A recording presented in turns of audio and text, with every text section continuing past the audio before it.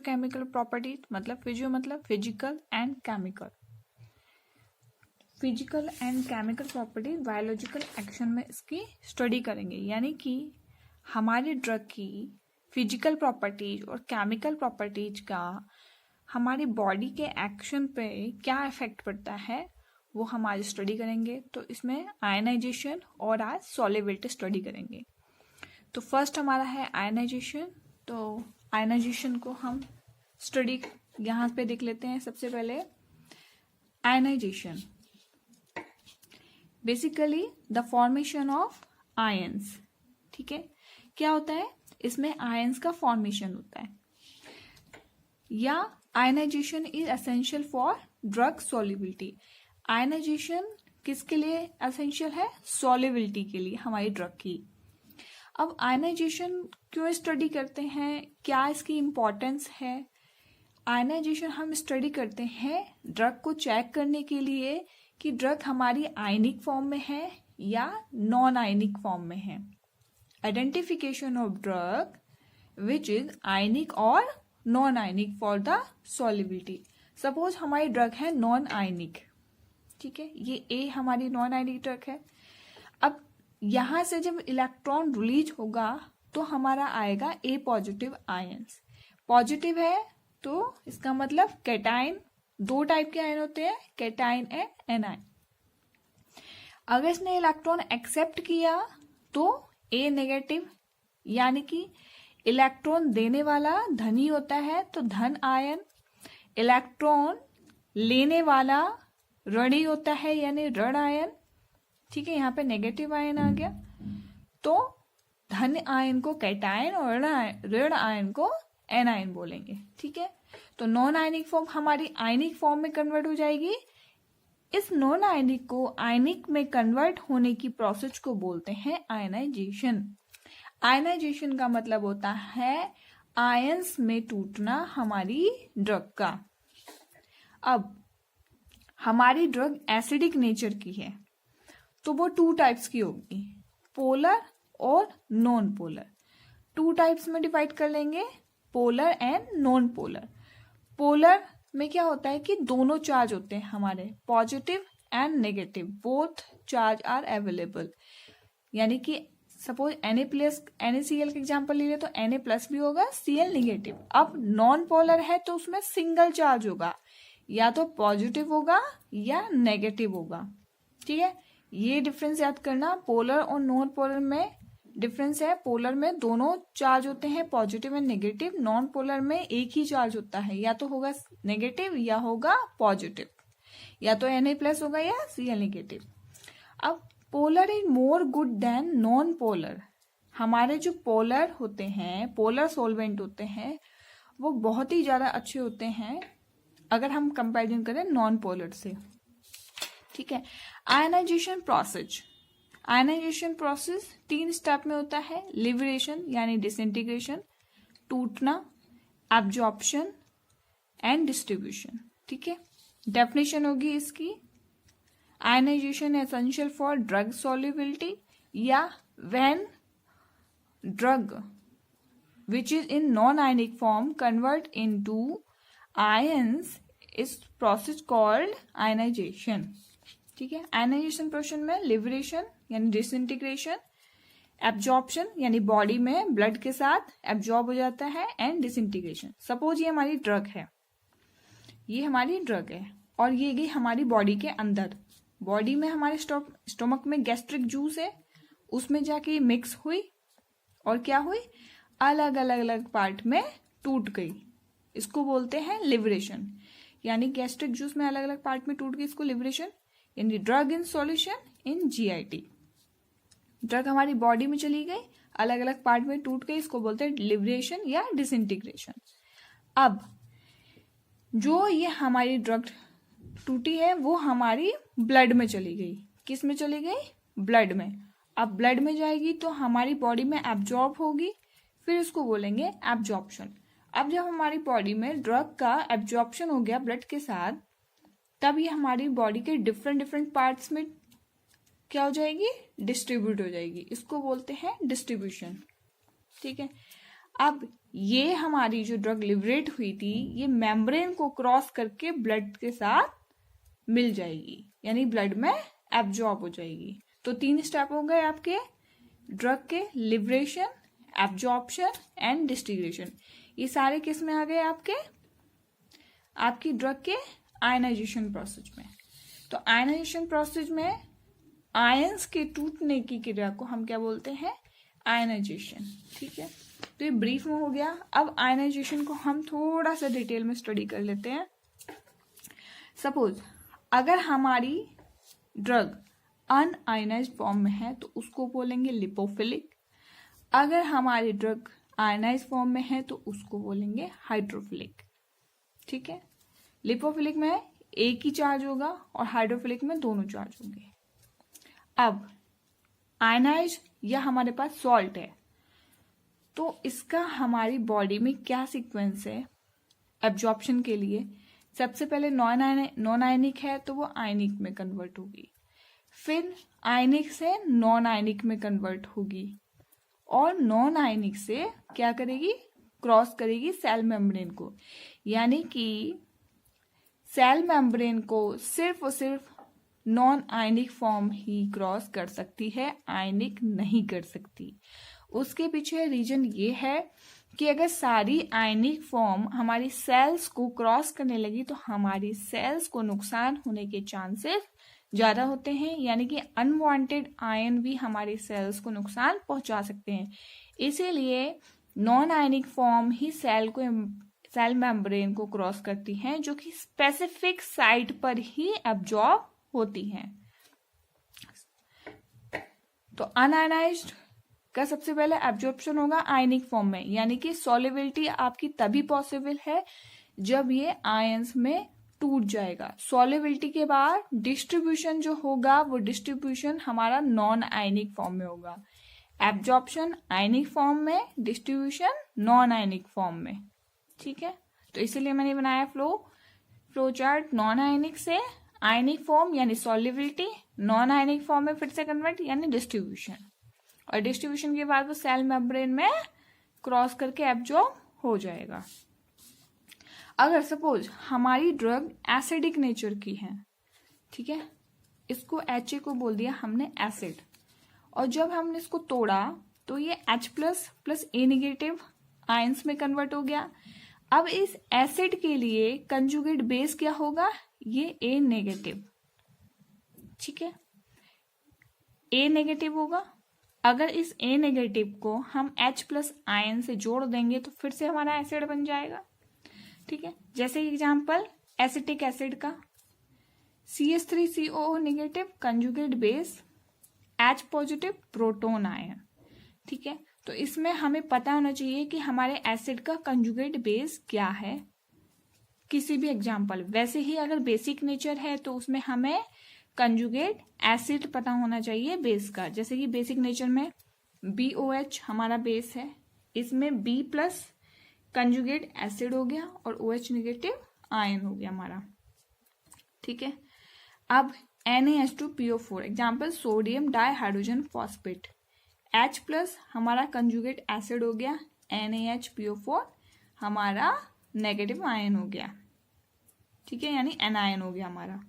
तो हमें ऐसे ही बेसिक नेचर में और एसिडिक नेचर में हमें कंजुगेट बेस और कंजुगेट एसिड पता होने चाहिए। ठीक है, अब इंपॉर्टेंस क्या है हमारी आयनाइजेशन की? इंपॉर्टेंस क्या है? Un-ionised form of a drug can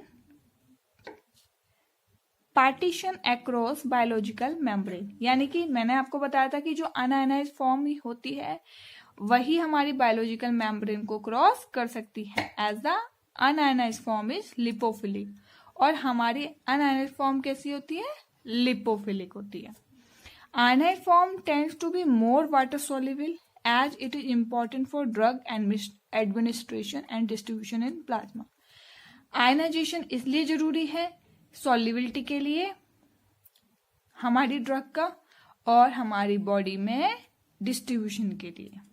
ठीक है, तो आयनाइजेशन से सॉल्युबिलिटी ड्रग की बढ़ेगी हमारी बॉडी में, ताकि वो एब्जॉर्ब हो सके अच्छे से ज्यादा मात्रा में, और अनआयनाइज यानी नॉन पोलर है तो वो उसका हमारी बॉडी में क्या हो जाएगा, डिस्ट्रीब्यूशन अच्छा हो जाएगा, साइट ऑफ सेल या साइट ऑफ एक्शन पे वो अपना इफेक्ट दे सकती है। For acidic nature, acidic nature के लिए हमारा एक फॉर्मूला होता है जिसको हम हेंडरसन-हेसेलवेज इक्वेशन भी बोलते हैं। उसका होता है pH equal to pKa plus log 10 ionised form upon unionised form. pH equal to pKa plus log 10 ionised form upon unionised form, bracket बंद, साल्ट अपॉन बेस। ठीक है। पोलर वाटर सोल्युबल होते हैं, जो कि 99% ड्रग जो होती है हमारी पोलर होती है। नॉन पोलर लिपिड सोल्युबल होती है, बाकी की जो बची हुई परसेंटेज होती है हमारी वो लिपिड सोल्युबल होती है हमारी ड्रग।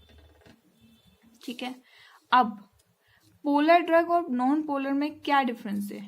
पोलर ड्रग जो होती हैं वो इजीली हमारी सेल को क्रॉस नहीं कर पाती हैं, लेकिन नॉन पोलर जो ड्रग हैं वो हमारी इजीली क्रॉस कर देती है हमारी सेल को। तो इसीलिए जो हम अपनी ड्रग बनाते हैं वो पोलर बनाते हैं, ताकि वो हर किसी सेल को आसानी से क्रॉस ना कर पाए। अगर सपोज उसने हर किसी सेल को अगर वो क्रॉस करने लगी तो हमें जिस सेल पे हमें असर चाहिए वो उस सेल पे न जाके उसे पहली वाली सेल पे असर दिखा देगी, और वो हमें यहाँ की उसकी जरूरत नहीं है तो वो अपना इफेक्ट यहाँ देके इसको नुकसान पहुंचा देगी, और जहां हमें असर चाहिए वहां पे हमें इफेक्ट नहीं मिल पाएगा। इसीलिए हम पोलर बनाते हैं ताकि वो हर किसी सेल को क्या करे, क्रॉस ना कर पाए। फिर पोलर कन्वर्ट हो जाती है नॉन पोलर में हमारी बॉडी में, ताकि वो स्पेसिफिक साइट पे हमारी सेल को इफेक्ट दे सके।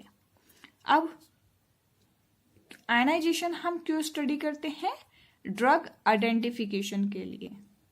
ड्रग आइडेंटिफिकेशन में हमें पता होना चाहिए कि हमारी जो ड्रग है वो आयनाइज है या अनआयनाइज है। तो मेन आयनाइजेशन का जो मेन पर्पस है वो है ड्रग आइडेंटिफिकेशन और उसको आयंस में तोड़ना, ताकि हमारी ड्रग की सॉल्युबिलिटी अच्छी तरीके से हो जाए। ठीक है। तो ये तो हो गया आपका आयनाइजेशन। मेन आपको मैंने बताया आयनाइजेशन में कि basically the formation of ions and ionisation essential for drug solubility.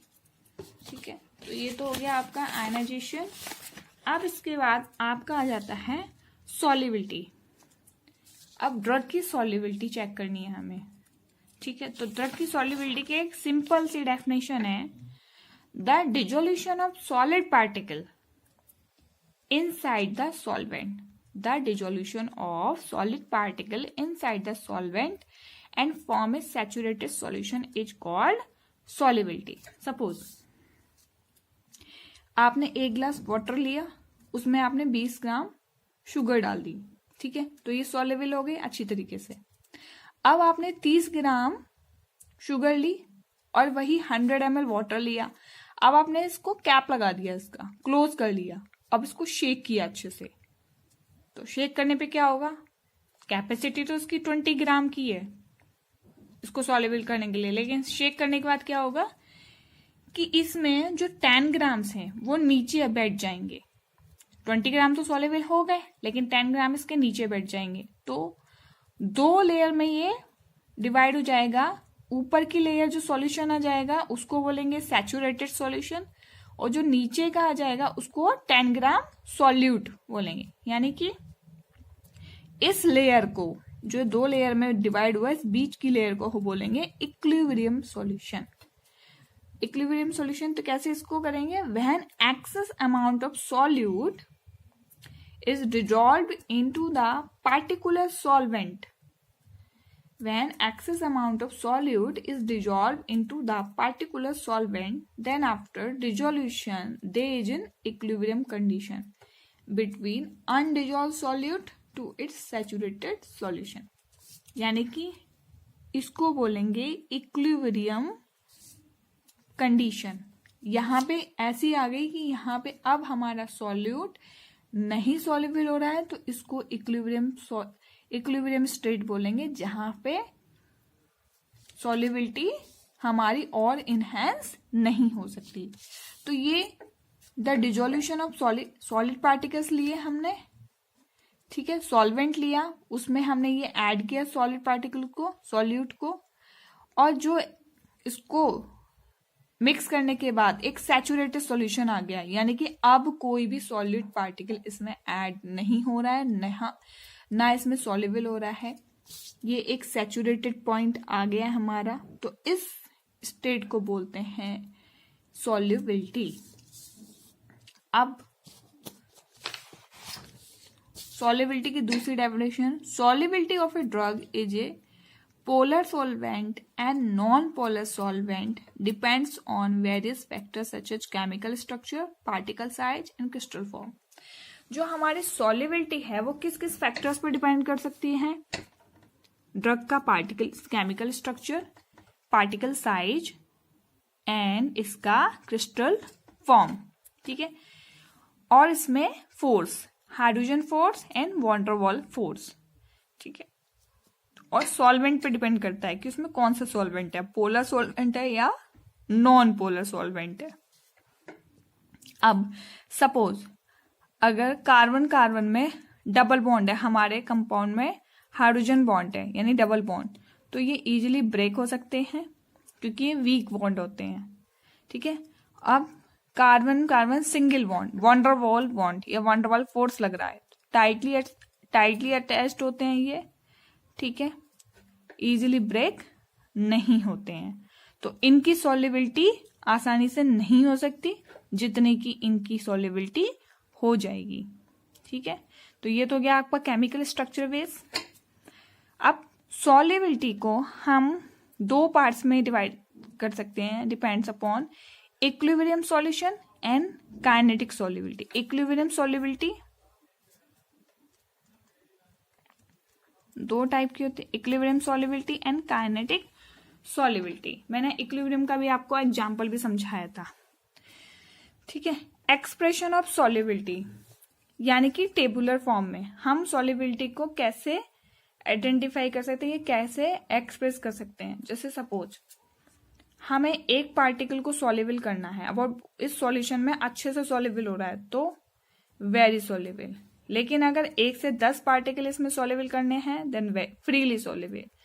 अगर 10 से 30 पार्टिकल चाहिए तो सॉल्युबल, लेकिन 30 से 100 पार्टिकल चाहिए तो स्पेरिंगली सॉल्युबल, 100 से 1000 चाहिए तो स्लाइटली सॉल्युबल, 1000 से 10,000 चाहिए then free very slightly soluble, कम सॉल्युबल होगा, ठीक है, बहुत कम होगा।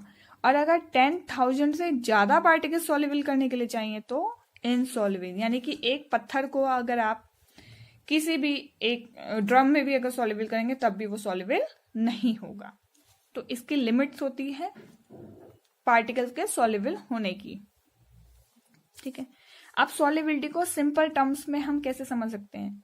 सॉल्यूट लिया, सॉल्वेंट लिया, सॉल्यूट एंड सॉल्वेंट। सॉल्यूट को सॉल्वेंट में डाला, इसको मिक्स किया, देन क्या होगा, जैसे ये सॉल्यूट है और ये सॉल्वेंट, ये सॉल्यूट क्या होगा, सॉल्वेंट इसको चारों तरफ से कवर कर लेगा, सॉल्यूट बीच में, चारों तरफ उसके सॉल्वेंट। अब क्या होगा कि ये जो सॉल्यूट है इन सॉल्वेंट्स में थोड़ा थोड़ा आ जाएगा, थोड़ा थोड़ा इनमें सॉल्वेंट के अंदर चला जाएगा, ठीक है, और ये बीच का पार्ट गायब हो जाएगा। इस पूरे प्रोसेस को क्या बोलेंगे, तब क्या बनेगा हमारा सॉल्यूशन, यानी कि जब सॉल्यूट सॉल्वेंट के अंदर आ जाए तब एक सॉल्यूशन बन जाता है, ठीक है, इसको बोलते हैं सॉल्युबिलिटी। तो सॉल्युबिलिटी के लिए chemical structure, particle size and crystal form important होते हैं। हमें स्टडी करना होता है कि केमिकल स्ट्रक्चर कैसा है, पार्टिकल साइज कैसा है, क्रिस्टल फॉर्म कैसा है, ठीक है, फोर्सेस कैसे हैं, हाइड्रोजन बॉन्ड है कि वॉन डर वाल फोर्स है, ठीक है। अब सॉल्युबिलिटी के types on the basis of solvent. अगर हम सॉल्वेंट के बेसिस पे स्टडी करें सॉल्युबिलिटी के टाइप्स तो aqueous solubility and non aqueous solubility. Aqueous solubility मतलब जिसमें वाटर होता है, नॉन एक्वस सॉल्युबिलिटी मतलब जिसमें नॉन वाटर कंटेनिंग, यानी कि जिसमें वाटर नहीं यूज होता है। अब एक्वासोल्युबिलिटी में when any solute particle dissolve into water is called aqua solubility. जब हम सॉल्यूट को वाटर में सॉल्युबल करेंगे तो एक्वासोल्युबिलिटी हो गया।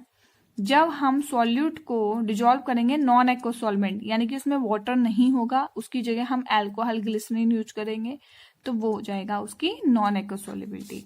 अब on the basis of equilibrium, equilibrium का मैंने आपको एग्जांपल समझाया था कि इस 100 ml वाटर में 20 ग्राम की कैपेसिटी है सॉल्युबल करने के लिए सॉल्यूट को। अब हमने 30 ग्राम डाल दिया तो क्या होगा, कैपेबिलिटी तो इसकी 20 ग्राम की है ना, तो क्या होगा, जो 10 ग्राम है वो नीचे बैठ जाएगा और एक लेयर बन जाएगी पार्टीशन की।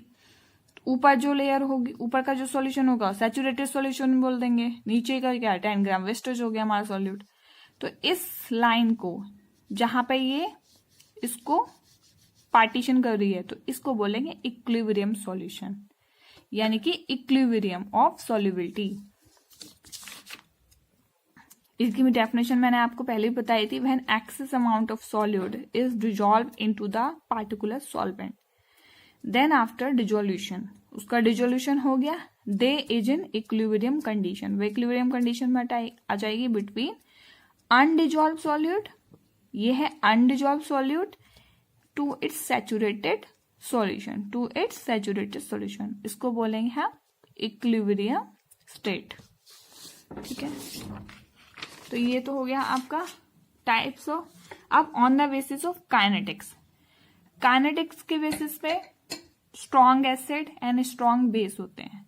अगर हम इसको वाटर में डालेंगे तो आसानी से डिजॉल्व हो जाएगा, स्ट्रॉन्ग एसिड और स्ट्रॉन्ग बेस इजीली सॉल्युबल हो जाते हैं, डिजॉल्व हो जाते हैं वाटर में। लेकिन अगर वीक एसिड है और वीक बेस है तो वीक एसिड के लिए चाहिए हमें स्ट्रॉन्ग बेस सॉल्युबल करने के लिए सॉल्वेंट, और वीक बेस के लिए चाहिए स्ट्रॉन्ग एसिड सॉल्वेंट। ठीक है, तब इसकी सॉल्युबिलिटी क्या हो जाएगी, एनहांस हो जाएगी, मतलब काफी अच्छी हो जाएगी। तो कौन से सॉल्वेंट की जरूरत पड़ेगी हमें, नॉन एक्वा सॉल्वेंट। यहां पे हमें जरूरत पड़ी थी वाटर की क्योंकि यहाँ पे स्ट्रॉन्ग है, लेकिन यहाँ पे वीक है तो नॉन एक्वस की जरूरत पड़ेगी। ठीक, इसमें क्या होता है, लेवलिंग इफेक्ट के कारण इसकी सॉल्युबिलिटी बढ़ जाती है। काइनेटिक्स में क्या होता है, मूवमेंट ऑफ आयंस, आयंस का मूवमेंट होता है। डेफिनेशन कैसे लिखेंगे इसकी काइनेटिक्स की, व्हेन द वीक एसिडिक, इसी को बना देंगे, when the weak acidic and weak basic drug is dissolve into non aqueous solvent such as strong base and strong acid